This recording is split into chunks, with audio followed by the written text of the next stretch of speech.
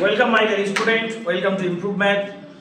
আজ 2025 সালের যে মাধ্যমিক পরীক্ষার অঙ্ক পরীক্ষা হয়ে গেল, তার মধ্যে সব অঙ্কগুলো তোমাদের গতানুগতিক থাকলেও বা ধারাছোঁয়ার মধ্যে থাকলেও এই 12 এক জায়গায় যে অঙ্কটা ছিল sin x সমান m sin y এবং tan x সমান n tan y হলে প্রমাণ করতে হবে cos স্কয়ার x সমান m square minus 1 by n square minus 1। এই অঙ্কটা তোমাদের ঠিক সিলেবাস বহির্ভূত বলা যেতে পারে বা অপেক্ষাকৃত কঠিন একটা অঙ্ক। তো এই অঙ্ক নিয়ে অনেক জল্পনা কল্পনা হচ্ছে, তো এই অঙ্কটা একটু করে দিই কিভাবে তোমরা করবে, আদৌ কি অঙ্কটা সমাধানযোগ্য না আদৌ অঙ্কটা ঠিক ছিল কি ভুল ছিল সেই জন্য। তো চলো বেশি না বকে অঙ্কটা আমরা শুরু করে দিই। সবার প্রথমে দেখো, যখনই আমাদের প্রমাণ দেয় একটা জিনিস খেয়াল রাখতে হবে, প্রমাণই না আমাকে ক্লু বলে দেয়, প্রমাণই আমাদের ওই অঙ্ক করার সূত্র বলে দেয় কোন পথে করব কিভাবে করব।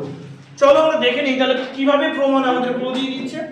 দেখো প্রমাণে আমাদের এখানে একটা m অংশ আর একটা n অংশ দিয়ে বার করতে বলছে m square minus 1 by n square minus 1, অর্থাৎ m এবং n এর মান বের করে নিয়ে তাদের স্কয়ার করে মাইনাস 1 বের করে নিয়ে জাস্ট অনুপাত করলেই কিন্তু চলে আসবে। এছাড়াও এই অঙ্কের আরো অন্যান্য প্রসেস আছে, কিন্তু এটা যেমন স্টেপ বাই স্টেপ তোমরা বুঝতে পারবে কিভাবে হচ্ছে কেন করছি, অন্য পদ্ধতি করলে হয়তো হঠাৎ করে কোনো ব্যাখ্যা তোমার নিয়ে আসতে হবে। তো এখান থেকে আমি m এর মানটা বের করে নেব। দেখো sin x by sin y সমান m, যেহেতু আমার m স্কয়ার লাগবে তাই আমি m স্কয়ারটা বের করে নিচ্ছি। m স্কয়ার সমান sin square x by sin square y বা m স্কয়ার মাইনাস 1 সমান sin square x by sin square y minus 1। এই যদি আমরা লসাগু করি তাহলে দাঁড়াচ্ছে sin square y sin square x minus sin square y। তাহলে m স্কয়ার মাইনাস 1 আমি আমার যেটা প্রয়োজন সেটা দেখো বের করে নিলাম, sin square x by sin square y ছিল লসাগু করে এটা বের করে নিলাম। এবার পালা হচ্ছে আমার n স্কয়ার মাইনাস 1 টা বের করে নেওয়া। এখান থেকে n সমান, আচ্ছা n tan y সমান tan x বা n সমান tan x by tan y। আমরা এটাকে একটু sin cos এ ভেঙে নেব। tan x মানে sin x by cos x আর tan y মানে sin y by cos y। এবার যখন দুটো ভগ্নাংশ এইভাবে ভাগফল আকারে থাকে তখন যখনই ভগ্নাংশকে আমরা গুণফল আকারে লিখি তখন ভগ্নাংশ উল্টে যায়। তো সেইভাবে যদি আমরা করি তাহলে দাঁড়াচ্ছে sin x by cos x into cos y by sin y। তার মানে উপরে হচ্ছে আমার sin x into cos y by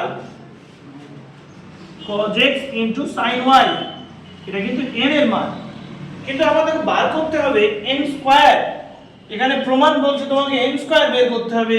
তো যদি আমরা n স্কয়ার বের করি তাহলে কি হবে, সমান sin square x into cos square y by cos square x into sin square y। দেখো প্রমাণ আমাকে আরো একটা জিনিস বলছে n স্কয়ার মাইনাস 1 বের করতে হবে। তাহলে আমরা বা n স্কয়ার মাইনাস 1 লিখলাম, এখানেও তাই লিখবো sin square x into cos square y by cos square x into sin square y minus 1। এরপরে আরেকটা লাইন করি, বা n স্কয়ার মাইনাস 1 সমান sin square x into cos square y minus cos square x into sin square y by নিচের দিকে যেটা ছিল সেটা থেকে যাচ্ছে, অর্থাৎ cos square x into sin square y। অর্থাৎ প্রমাণে আমাকে যে দুটো জিনিস বের করে নিতে বলেছিল, অর্থাৎ n স্কয়ার মাইনাস 1 দেখো বের করে নিয়েছি, প্রমাণই আমাকে বলেছিল n স্কয়ার মাইনাস 1 বের করে নিতে, দেখো আমি বের করে নিয়েছি। এরপরে আমার কাজটা হলো ঠিক RHS বা ডান পক্ষ থেকে n square minus 1 by n square minus 1 টা লিখে বাকি প্রমাণটা করে দেবো। তাহলে আমরা লিখছি এবার LHS, এই RHS। ডান পক্ষে দেখো দেওয়া ছিল আমার m square minus 1 by n square minus 1। m square minus 1 এর মান আমরা পেলাম sin square x minus sin square y by sin square y। আর n স্কয়ার মাইনাস 1 এর মানটা পেলাম আমরা এখানে, সেটা হলো sin square x into cos square y minus cos square x into sin square y by এখানে ছিল আমার cos স্কয়ার x। আচ্ছা এইভাবে RHS না তুলে আমরা একটুখানি মিস্টেক করে ফেললাম। এটা এখানে m square minus 1 by n square minus 1 তুলবো, আমি ডাইরেক্ট নিয়ে আসবো, LHS বা RHS আকারে তুলবো না। সেই জন্য m square minus 1 by n square minus 1 করে নিলাম, মান বসালাম, এটা ইনটু sin স্কয়ার y। আবার দেখো আমাদের এখানে দুটো ভগ্নাংশ আছে, তাহলে দুটো ভগ্নাংশ থেকে আমরা ভাগফল থেকে যেই গুণ করব তখন ভগ্নাংশটা উল্টে যাবে। sin square x minus sin square y by sin square y, আর এটা উল্টে দিলে হয়ে যাচ্ছে cos square x into sin square y by sin square x into cos square y minus cos square x into sin square y। sin square y উপর নিচে কেটে যাচ্ছে, এর মূল কারণ যেহেতু এটা স্কয়ার তাই কখনো কোনো স্কয়ারের মান কিন্তু মাইনাস হতে পারে না, বা আচ্ছা এখানে 0 হবে না, sin স্কয়ার y কিন্তু এখানে 0 হতে পারে না। তো এরপরে দেখে নাও আমরা করব কি, এই পর্যন্ত অনেকেই তোমরা হয়তো মাধ্যমিক পরীক্ষায় করতে পেরেছো, কিন্তু তারপরে কি করবে সেই ধারণা আর আনতে পারোনি। যদি অনেকে এই প্রসেস অ্যাপ্লাই করে থাকো তোমরা পরীক্ষার হলে হয়তো ঠিক এই পর্যন্ত করতে পেরেছো, কিন্তু তারপরে কি করবে সেটা আর বুঝতে পারোনি। তবে এরপরে আমার একটা জিনিস মাথায় রাখতে হবে যে কোনো ভাবে যদি আমি এই উপরে যে sin square x minus sin square y এসেছে আমার, সেটা যদি নিয়ে আসতে পারি এই নিচের জায়গা থেকে, তবে এটাকে উপর নিচে কেটে গিয়ে ওটা cos স্কয়ার x আমরা পেয়ে যাব। তো এবার আমাদের মূল টার্গেট যে কোনো ভাবে এই নিচের অংশটা থেকে sin square x minus sin square y নিয়ে আসা।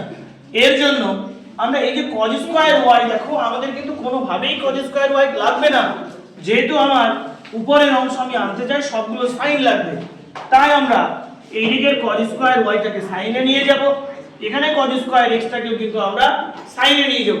এটা কিন্তু আমাদের মূল টার্গেট, যেহেতু আমরা উপরের এই অংশটা কেটে শুধু cos স্কয়ার রাখতে চাইছি, নিচে আমরা এই নিচের অংশটা থেকে কিন্তু ওটা নিয়ে আসবো। তাই মূল টার্গেট নিচে যেগুলো cos আছে সবগুলোকে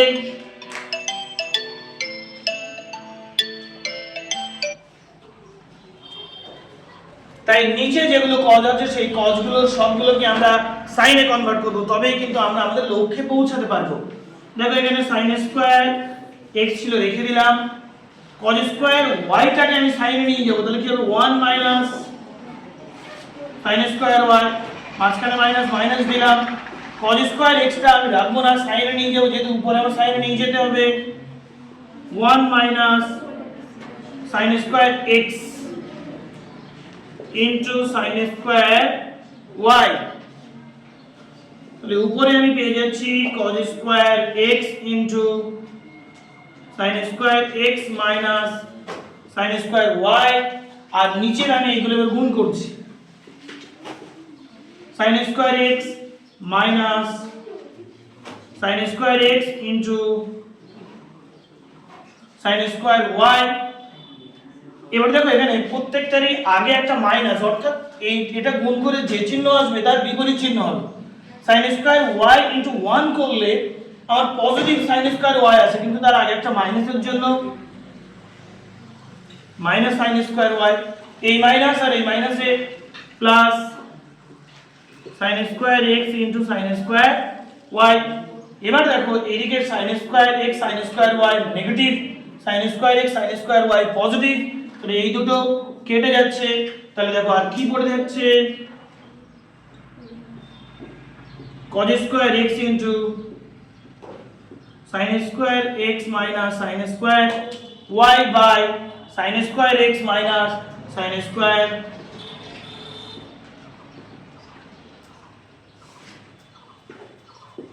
y। এবারে দেখো প্রথম থেকেই আমি বলে দিয়েছিলাম প্রমাণ দিলে কখনো আমরা ঠকবো না। এটা ক্লাস 10 গেল, এরপরে 11/12 যে ধরনের অঙ্কগুলো থাকে বেশিরভাগটাই ত্রিকোণমিতি এমন টাইপের অঙ্ক থাকে, সেখানে প্রমাণ দিলে কিন্তু কখনোই আমরা ঠকি না। ঠিক প্রমাণই আমাদের সূত্র বলে দেয় আমরা কিভাবে করব। আর ঠিক তোমরা দেখতে পাচ্ছ আমি কিন্তু প্রমাণ থেকেই এই পর্যায়ে নিয়ে এসেছি, এবং এখানে আসার পরে কিন্তু ঠিক প্রমাণের ওই cos স্কয়ার x নিয়ে আসতে হবে বলেই আমি কিন্তু মাঝখানের এই কজগুলোকে সব সাইনে কনভার্ট করেছিলাম। দেখো আমি আমার আকাঙ্ক্ষিত মানে পৌঁছে গেলাম। এবার উপর নিচে এগুলো কেটে দিলাম, কেটে দিলে কি পড়ে যাচ্ছে এখানে cos স্কয়ার x। দেখো বাম পক্ষে আমার ছিল cos স্কয়ার x নিয়ে এসেছি, এবং ডান পক্ষে ছিল m square minus 1 by m square minus 1। তো এই হয়ে গেল তোমাদের 2025 সালে মাধ্যমিক পরীক্ষার 12 এক দাগের যে সবচেয়ে কঠিন অঙ্ক সেটা সমাধান। যদি ভিডিওটা ভালো লাগে তাহলে অবশ্যই লাইক কমেন্ট শেয়ার করবে, এবং ক্লাস 11 এবং ক্লাস 12 এর এরপর থেকে লাইভ ক্লাস স্টার্ট হবে। যদি তুমি চ্যানেল নতুন হয়ে থাকো তাহলে সাবস্ক্রাইব করে দিও, এবং যারা ম্যাথ নিয়ে খুব চিন্তিত যে ম্যাথ আমার হয় না বা নানান সমস্যা থাকে, মাধ্যমিক পরীক্ষায় ভালো দিতে পারেনি, তাদের জন্য কোনো টেনশনের কিছুই নেই। এই চ্যানেলেই লাইভ ক্লাস করানো হবে। লাইভ ক্লাসের সঙ্গে তুমি যদি যুক্ত থাকো তাহলে অঙ্কের সব পুঙ্খানুপুঙ্খ কিন্তু তুমি সব সমাধান পেয়ে যাবে। আর যদি চ্যানেলে নতুন হয়ে থাকো তাহলে অবশ্যই সাবস্ক্রাইব করো, যাতে সবার প্রথমে, এবং বেল আইকনটা বাজিয়ে রাখবে যাতে সবার প্রথমে আমি লাইভে এলে বা কোনো ভিডিও ছাড়লে তার নোটিফিকেশনটা চলে যায়। ভালো থেকো, সুস্থ থেকো, দেখা হচ্ছে নেক্সট ভিডিওতে।